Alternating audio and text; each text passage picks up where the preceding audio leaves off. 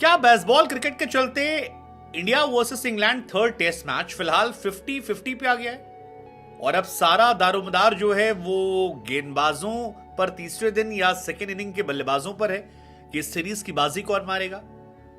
ये मैच काफी इंटरेस्टिंग हो चुका है और इंटरेस्टिंग की वजह है कि इंडिया ने पहले 445 रन बनाए। उस वक्त लगा कि शायद इंडिया ने अच्छा खासा स्कोर खड़ा कर दिया। तमाम अच्छे बल्लेबाजों ने, जिसमें रोहित शर्मा, रविंद्र जडेजा, सरफराज खान, ध्रुव जुरेल, अच्छी बल्लेबाजी की। इंडिया के गेंदबाज आए, अश्विन को विकेट मिला, 500 विकेट हुए। लेकिन इस सारी कहानी के बीच में बेन डकेट जो हैं वो मानो बीच में आ गए ब्रैकेट बन के। और अब यहां पर इंडिया की मुश्किलें बढ़ गई हैं क्योंकि 207 रन पर 2 विकेट इंग्लैंड ने। और सबसे बड़ी बात है कि ये केवल 35 ओवरों में, यानी कि उन्होंने अपना बेसबॉल वाला बाजा जो है बजाया है और बढ़िया रैप्टा जो है वो लगाया। मतलब कुलदीप को 7 रन प्रति ओवर पिटे हैं, अश्विन जो है 5.5 रन प्रति ओवर पिटे हैं, जडेजा 8.5 रन प्रति ओवर पिटे हैं। तो हमारे तीनों स्पिनर्स की तो कायदे से धुनाई हुई। और अगर इस पिच में टर्न नहीं है तो फिर आगे आने वाले समय में मुसीबतें बड़ी हैं। लेकिन क्या यह मैच ड्रॉ होने की तरफ बढ़ रहा है? नहीं, मेरे हिसाब से नहीं, क्योंकि इस मैच का रिजल्ट निकलेगा।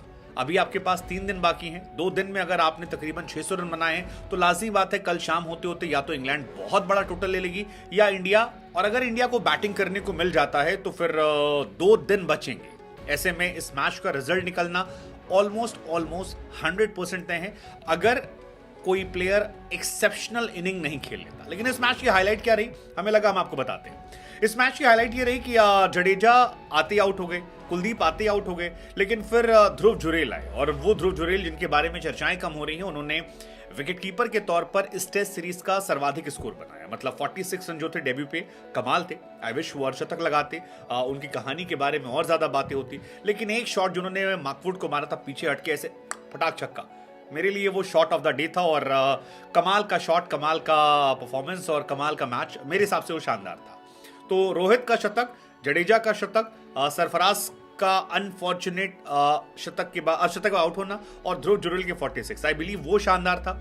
इंडिया ने 33 पर 3 से 445 पर 10 बनाए, आई थिंक वो कमाल था। और खासतौर पर आखिरी के 3 विकेट जो थे उन्होंने ऑलमोस्ट 100 रन की पार्टनरशिप की। मेरे लिए वो इस मैच के हाईलाइट थे।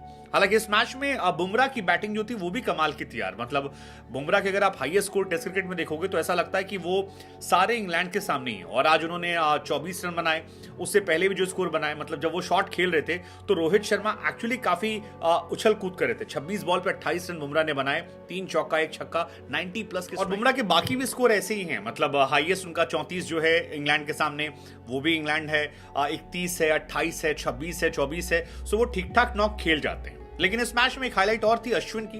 अश्विन ने 500 विकेट निकाले और I think as a Indian cricket fan ये कमाल का एक्सपीरियंस था। बिकॉज रविचंद्रन अश्विन बहुत बड़े प्लेयर हैं और जब उन्होंने विकेट निकाला जैक क्रॉली का जो पहला विकेट था, तो आई थिंक वहां से मैच में थोड़ी सी जान भी आई और एक बहुत बड़ा माइलस्टोन जो है वो भी देखने को मिला। बिकॉज 500 विकेट टेस्ट क्रिकेट में बहुत ज्यादा होते हैं। अनिल कुंबले सर भी आए, उन्होंने भी कहा कि भाई 500 ले लिए लेकिन यहां रुकना नहीं है, तुमको 650 के आसपास जाके खत्म करना है।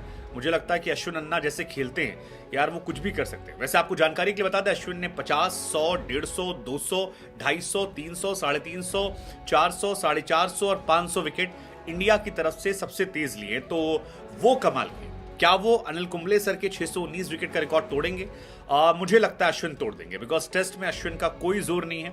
98th टेस्ट मैच है और इसी सीरीज में अपना वो 100 टेस्ट मैच खेलेंगे। सो अश्विन इज टेस्ट क्रिकेट में ग्रेट लेजेंड, इसमें कोई दो राय नहीं है। और बड़े बड़े प्लेयर्स के बीच में लिस्ट में आ गए। वो लिस्ट जिसमें मुरलीधरन है, शेन वॉर्न है, जिमी एंडरसन है, कुंबले हैं, ब्रॉड है, मैकग्राथ है, कार्टनी वॉल्श है, नेथन लायन है और डेल स्टेन है। उस लिस्ट में अपने आप में आना भी एक बहुत बहुत बड़ी कहानी है। लेकिन फिलहाल ये मैच इंटरेस्टिंग मोड पर है और उस मोड की वजह जो हमने आपको बताई वही है कि बेन डकेट ने जबरदस्त बैटिंग की है और डकेट की बैटिंग का काफी नुकसान इंडिया को उठाना पड़ रहा है। इंटरेस्टिंग मैच चल रहा है। लेट्स जस्ट होप कि इंडिया यहां से कमबैक करे, अच्छा कमबैक करे और बेहतर इंडिया के साथ हो। क्योंकि 35 ओवर में 207 रन, ऑलमोस्ट 6 के एवरेज से केवल 2 विकेट पे, टेस्ट क्रिकेट में ऐसा नहीं देखने को मिलता है। वो जो सहवाग ने कहा था कि मैंने बेसबॉल शुरू किया था उसको कंटिन्यू इन लोगों ने किया।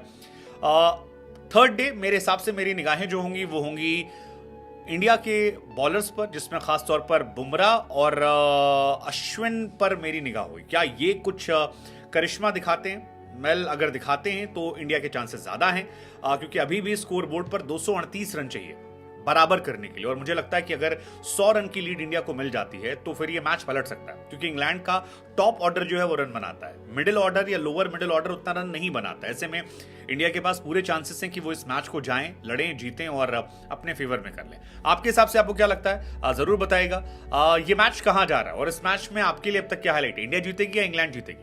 माई vote goes for still India, लेकिन बहुत मेहनत करनी पड़ेगी। मैच बिल्कुल 50-50 पे। अगर इंग्लैंड ने कल 300 ठोक दिया और तो इंडिया के लेने के देने पड़ जाएंगे, या इंग्लैंड बराबर भी आ गया तो इंडिया के लेने के देने पड़ जाएंगे, बिकॉज फिर इंडिया प्रेशर में आएगी। हालांकि इंडिया ने थोड़ी लीड ले ली तो जीत गए मैच यार हम अच्छे।